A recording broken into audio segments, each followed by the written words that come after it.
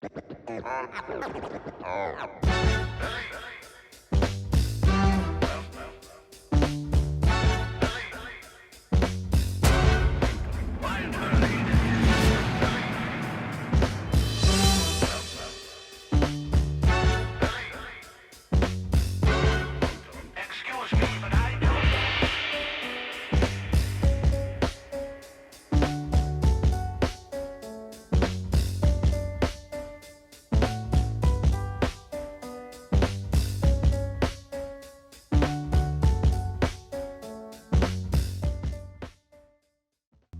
と刑務所、アメリカのやっぱ事件があると、ラックダウンして全部、部屋が自動的にだんだん閉まっちゃうんですよ。そうするともうそこから出れないんですよ。そういう刑務所の時でもそういうラックダウンになってても、やっぱ刑務官に信頼されてるんで、じゃあお前ちょっとお前の部屋だけ開けといてやるから、掃除とかだけ、別に掃除しなくていいんですけど、気晴らし自由に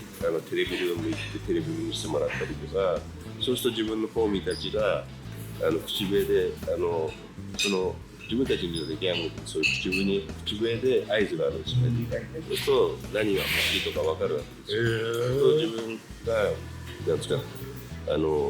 トを張ってって、ドア越しにビニール袋入れちゃったらカップヌードルにお湯入れてやったりとかもうそのくらい刑務官に信頼されて。その経験はすごい、ほとんどねできないじゃないですか。日本の刑務所ではね、日本人であればなんかした経験僕らもしましたけど、なかなかアメリカでねそういう経験でもやっぱアメリカの刑務所と日本の刑務所の違いは、やっぱ日本は刑務官が上にいて、囚人はこの下にいてね、アメリカはそれは逆なんですよ。そうですね。囚人の方が上なんですね。やっぱ顔色見ながらせんといけんがじゃなくて、囚人の方がお金持ってるんですよ。刑務官はアメリカの刑務所で働いてるのって、ですかね、日本でいうと自衛隊ですよね。ここでいうと空軍とか陸軍とかあるじゃないですか。エアフォースとか。そういうところでも落ちこぼれのやつらが刑務官として来てるんですね。だから本当にあんまり字も読めないし、数字もなんか指が10本なくなったら数えきれないとか本当にあんまり頭良くないんですよ。で給料もめちゃくちゃ安いんですよ。だから囚人がいないと生活ができないですよ。で例えばなんですかね、自分が夜ベッドで本読んでるとか、そう会食来るんですよ。でなんか欲しいのないの？でどうしたんだよ。金がないから。なんか買ってきてよみたいな。でそれじゃあエアマックス当たるの持ってこいよってで、例えばそのエアマックスが200ドルだってじゃあこれ250ドルやるからじゃあ買ってこいよって言うと、こいつは50ドルになるって言うんですよ。でそういうのでやっぱ囚人がいないと稼げないですね。やっぱり日本人ちょっとね考えられないそうですね。ことですよね。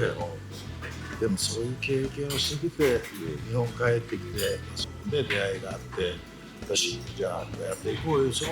れをずっとね、やっぱり貫き通したいのがやっぱり星はも素敵だと思うし、自分自身も憧れ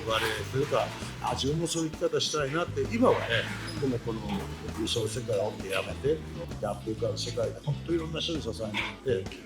きた中でやっていきたいことっていうのがやっぱりそういう皆さんそれがやっぱり次へねできないと思うんですけど、これからいろいろ僕もその父親が同じになって家でやっぱり触れて、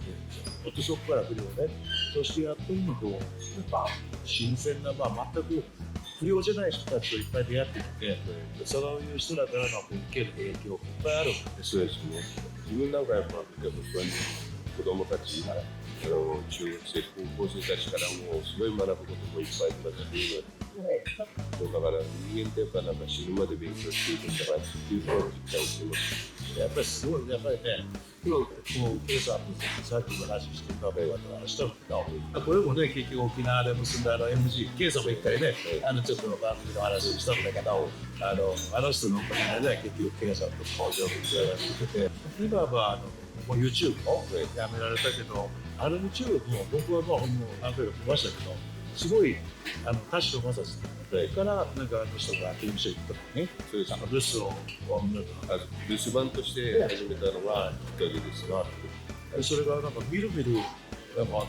増えて、すごい1年ちょっとで27万人までですよね。もうそれがすごいチャンネル成長したのに、なんで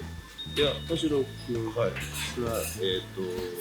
おととしの10月の末に出てきたんで会って、出てきたから留守番終わったんだからじゃあ返すねって昨日で返したんですよ。それで自分はそれで上がらせてもらったっていう。それもまたそこに未練っていうのは分かったんですか？いや、もともと自分のものじゃなくて自分は留守番なんで、一応本人が出てくるまでっていう約束でやってたんで、それを何十倍にしてね、こう返して、で潔くやっぱり地方の仕事が今もやられてないですね。やってない新しい。うちの一般社団法人の方のそこで YouTube はチャンネルはあるんですけど、特別こうやって宣伝はしてないんで、登録者数も1000人ぐらいしかいないですし、そのうちの一般社団法人の中の人たちが見てるだけなんで、はい。限定なんですか？あれ一般公開してるんですかね。してるんですか。してる。僕 K さんも喋ってるんですよ。全部自分喋ってます。そうなんですか。それもったいないですね。でもそれを宣伝しようとかは全然考えてない。そうですか。それはちょっと僕も知りませんでしたけど、ちょっと僕は検索してみてください。それがあれですよね。だからその子供のイベントとか、そういうのが大体出てます。今日もさっきもお願いしたように、僕もこれからはね、まともな社会を生き抜こうと思って、やっぱりそのボランティアとかキャンピングカーの世界でできることなんか本当にあると思うんですよ。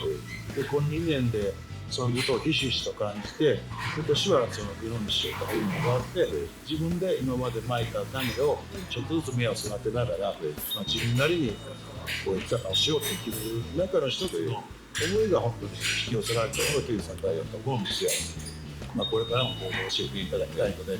ろしくお願いします。こちらのせいでしょう。はい。そして K さんが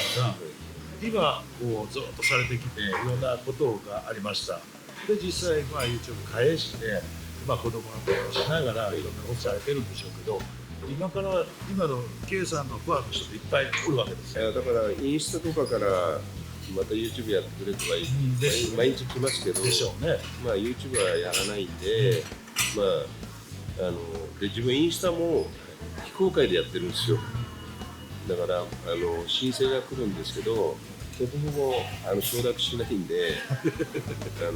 インスタ始めた理由っていうのが結局アメリカの刑務所からみんなほら自分の後が出てきたやつとかが連絡取れなくなると困るから、Facebook とインスタは非公開でやってて、なんですか、そいつらと連絡取るためだけのもので始めたんですよ。それはなんか知らないけど、インスタ承諾してないのに3万人ぐらいになっちゃってるんですよ。それを公開したら、おそらく10万人、20万人、30万人っていうフォロワーさんがついて、でもそうするとメッセージいっぱい来るじゃないですか。でそうじゃなくても今懲役行ってる人たちと80人ぐらいと文通してるんですよ。それを手紙書くだけで結構大変なんですよ。刑務所にもずっと今行かれてるんですよね。なんか公園に行くんですか？そうですね。去年まではいろんな刑務所少年院とかに個人面談だったり講演だったりはしてたんですけど、全て自腹じゃないですか。はい、で一応法務省の方に今年からは極力減らしてくれって、地方はもうちょっと行けませんってことで、一応この関東近辺の少年院とかは行くようにはしてますけど、なるべく減らしてもらってて。でもそういうことの文通をしていくじゃなくて教育行ってる人たちからどんどん手紙が来るんですよ。はい。で一回もう長い人は本当に20年以上文通してた人がいて、で宮城から出てきて、で15年とか12年とかそういう人たちがやっと終わって、一時すごい減ってきて残り10人ぐらいになったんですよ。でやっとお役目が終わったなと思ったんですけど、去年あたりからまたなんかぐわーって増えて、今86分でやってるんですよ。やっぱこういうのは永遠と終わんないもんなんですよね。まあそれはまあ経営さんのこう星の下にもうやらないけど宿命のね広がりがずっとあるんでしょうけど、でも3回からまたできることがすごいですね。でもやっぱほら分かると思うんですけど、わかりますわかります中にいるとやっぱ手紙ってすごい大切じゃないですか。だから来ればなんですかね、その日のうちに書いてあげるようにはしてるんですよ。そうなんですよ。それが励みになるし、仲を追うもんは、それはどんなことよりも希望も持てるし、もう手がどうしてもね、身内がおらん人とか、手紙って本当ね、なんかおったらすごい嬉しいことなんで、でもね、これ以上増えたら、ケイさんの時間が僕だって、それで自分はあれですよ、手紙だけじゃなくて、漫画が新しいの出れば送ってあげてますし、本は新しいのであれば送ってますし。お金のない人とかいるじゃないですか。そうすると半年に1回切って100枚とか送ったりとかもしてるんです。だけどどこまで行ってもほんまにかっこいいというよりもケイさん自身がやっぱり僕はもっとケイさんの生き方はいろんな人に知ってほしいし、自分はあんまり知られたくないんですよ。今回も、3日前に帰ってきたんですけど、石川県の炊き出し行ってきましたけど、その炊き出し行く人たちってどうしてもそのテレビ局とかが来てるそういうところに行きたがるじゃないですか。自分はそういうの好きじゃないんで、そういうところが全然行ってない本当に困ってる人たちがいるところに行きたいんですね。でそれをなんかそういうニュースとかもう出たくないですし、人にも知られたくない。そーっと言ってそーっとやってそーっと帰ると。本当にまあ嬉しいですよ、侍。結局、そういう侍精神を持ち続けれる人ってなかなかね、やっぱり、どうかな、さっきのバブルの話だけど、お金がなくなったら自分らが生きていかない。まあ、僕らの世界はもう金がなければ来る気はないですし、人にしてあげるのにもお金がないから来ない。でも、やっぱり、ケイさん自身がそうずっとやってくることで、結構大変なことっていっぱいあったでしょ。そうですよね、もう借金だらけですよ。だからうちの家族にはめちゃくちゃ迷惑かけてますね。自分が好き放題やってるんでね。なんかまたきっと K さんがそう YouTube にはしないと言われてるけど、やっぱりこの世の中今 K さんがそれだけのことされてきたことは知ってる人もいっぱいおるし、K さんファンの人もおるんでね、また機会があったら K さん自身がもしされないんであればまた時々このチャンネルでも出てきてください。そして K さんがこれからどこへ向かわれるんですか。その奥ゆかしさを持って人情の心を持ってもうでももう年が年なんで、もうまだ全然若いです。いやもう多分片足顔見に入いやいやいやれて全然多分あとはもう自分がなんですか、自分の体が動く限りはやりますけど、動けなくなったらもうやっぱ次の人にバトンタッチするような形になって、次の人になれるのはちょっとまだまだ修行が足らないな。でも今から向かわれる何か今からされようとしてることっていうのも今やってるのはだからもう結局日本のその子どもたちのいじめの問題がすごくエスカレートしてるのと、あと増加をたどってるんで、国が全くそれに対して動かないんで、それを今うちはいじめと虐待のことに関してものすごく力を入れてるんですね。でそれで今そのいじめ撲滅の曲もやってますし、それがちょっといいきっかけでそれがバズって、それが例えば世の中にすごく広がった時にそこまでバズっちゃえば国もなんかしないといけないと思うんですね。いうふうになると思うんですが、そこまで自分は持っていきたいっていうのが今の自分の目標ですね。それはとてつもない大きい壁ですけど、打ち破りがいのあるね、また壁でもあるし、Kさんのいろんな意味でのこの人生の中から一貫した信念がそこへ結局結びついたでしょうから、僕らもほんまにね、まだまだ何もできんし、でも頑張ろうと思うんですけど、ほんま K さんと今日話聞いて、なんかファイトが出ました。本当にありがとうございます。僕も頑張らないけんで K さんをバイクが持って背中を見ながらよし頑張ろうっていうね、ずっと多分今日を境におそらくずっとあると思うんですけど、はい、これからも体にね気をつけて、本当に僕もヒデさんで一緒に頑張りますので。あともう一個だけ言っていいですか、はい、今の若い子たちあんまり進歩いかないじゃないですか、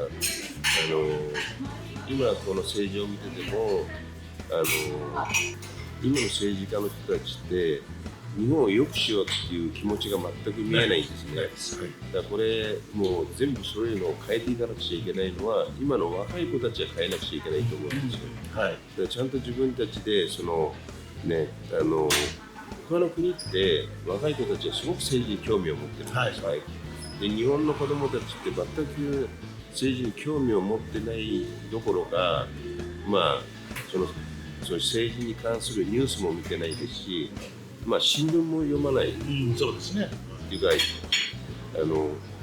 活字を読めない子が日本はすごく多いんです、はい、でそれはやっぱ日本語って結構難しいんですよ。英語ってねアルファベットだけなんで大体そんな勉強しなくても読めるんですよ。で日本はやっぱ漢字が多すぎるからやっぱ読めないから読まない、漢字飛ばしちゃうと意味がわからない、そういう難しさもあるじゃないですか。だから僕らも読めずに視点、最初は刑務所が言っても、難しい視点見ながら、やっぱ本読んでました。やっぱ若い子たちがもっと関心を持って自分たちでこの人たちだったら日本を任せられるっていう人たちを選んでもらいたいし、やっぱそういう人たちにちゃんとした政治を日本はしてもらいたいと思います。そうしないと多分今の未来の子供たちに未来がないと思うんで、そうですね、はい、多分日本ダメになっちゃうと思います。まあどっかから変わらんと欧米なんかはね、本当にさっき言われたように若い子らがみんなやっぱり興味持ってこうやって投票もするし、そうですね、ネットでねそういうなんかしたりもするみたいですけど、日本というのは選挙で30になっても見たことないっていう人いっぱいいますよね。で日本も70年代はやっぱ学生デモとか学生運動とかあったじゃないですか、やっぱあの頃の日本人は強かったと思うんですよ、そういう時代にやっぱ日本は戻るべきだと思います。そうですね。でやっぱ古き良き時代の日本というのはかっこいい人いっぱい、まあ僕らの世界でもそれこそそうですね、かっこいいなって憧れるこう素敵な役がいっぱいおったし、実際にその役がやっても素敵な政治家そうですね、傑出した人がねおって、日本田中角栄さんのことをね作ったとか、今は実際に言われてるようにいませんよね。いないですね。まあ今のすごい広島の人なんですけど、国の力がね協力ができたチームも取れるので、広島県人としては原田舘さんとね稲田舘さんを持ってこう見てますけど、やっぱり今言われたように圭さんが若い子をずっとやってきた、その中で若い子らに発信して、で今からもまだまだ発信していただきたいと思うので、やっぱり選挙のこともそう、政治のこともそう、日本を新しい日本にするにはやっぱり古き良き時代の日本を捨てちゃいけないということが僕もずっとそれは思っています。で実際にどう思いますか、その暴力団っているんですかいらないんですかみたいな。いや自分は必要だと思います、今度僕に来るんです、で実際インスタなんかでも来た時に僕は自分のこう信念というか、それは必要だとしてただそれが結局約4年代の高齢化になってみんながかっこよく40代50代、昔だったら圭さんの若い時にみんなもう50代ってのはもうおじいちゃんはね引退してたみたいな。っていうかもう死んでましたですよね。あれはあれですね、入れ墨がいろんな人の血が混じったのを買ってて、あの頃は C 型肝炎というのはまだ分からずに、美味しいもの食べて寝てれば治るなんて言われてた時代じゃないですか。それでみんな死んじゃってたら。そうですよね。今はね、もうやっぱこういう世界になって、もう50代でも若手って言われる時代で、結局その古き良き人情の精神、これは戻ってこれ管理社会なんで、もうそれは本当にこう役がみんな大変だと思います。そうです。だけどやっぱね、その町を守る人たちがいないから、そういう若い子たちが、ね、そういう年寄りからお金取ったりとかやっぱしてるわけじゃないですか。だけどいいですよね、その昔の本当のそういう開業の人たちってはいなくなっちゃって、お金に走る人たちがいるから、そういう人たちがそういうのも使ってるし、ちょっとなんか悪い循環になっちゃってる筋の通った人たちをきちっと街に残すっていうのはいいんじゃないかなと思います。まあ、やっぱりね、そういう、ね、筋を通せばその組織からはみ出すとかいうこともあるし、まあでもやっぱりね、僕もどっちかが必要アップして、やっぱり立派な人が立派なようにその言葉を生きていけば、絶対にこうみんなからやっぱり憧れられるんですよ。はい。そういう意味ではやっぱり必要アップとしての立派なね、そういう人そうしてたし、今はずっと組織のことをしてほしいし、昔の人ね、やっぱそういういい運転中はやっぱそういう街の商店街の人たちからもね、助けてくださいとか、こうやって困ってますよって相談を受けてたじゃないですか。そういう人たちがいなくなっちゃったんですよね。これから僕もKさんのことをちょっと後ろちょっとずつですけど、ついていきますので、よろしくお願いします。はい。ということで本日はいつか僕もKさんにこの YouTube のせっかくに戻って発信していただきたいんですけど、まあそれがね、Kさんってやっぱり意志も固いし、決めたことを負ける人じゃないんでね。時々また Kさんの気持ちもこう伝えてきたらと思いますので、はい、よろしくお願いします。じゃあ本日も最後までご視聴いただきありがとうございました。それではまた次の動画でお会いしましょう。バイバイ。Kさん応援してます。ありがとうございます。